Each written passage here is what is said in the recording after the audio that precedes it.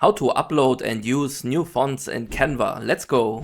After creating a new design, add a text box, type something nice inside the text box. Now choose a nice font. I try to find the cool font Gang of 3 inside the search bar here. And as you can see here, my favorite font Gang of 3 isn't available in Canva. Let's open the webpage fontseddict.com and search for Gang of 3 in the right top corner on this website. Press enter and scroll down. Here you can find the font I want to download. Press download and then click download again. Click away the ads. The download will start and you are going to download a small file which is called gang3.ttf. Go back to Canva and click on brand. You will see a small crown on the brand icon. This means that you need a Canva Pro to upload fonts and yes, some customizable stuff here. After clicking on brand, you will see a small hyperlink called Manage uploaded fonts. Click on this hyperlink, then click on choose file and choose the one we just downloaded. If you remember, it has an ending with .ttf.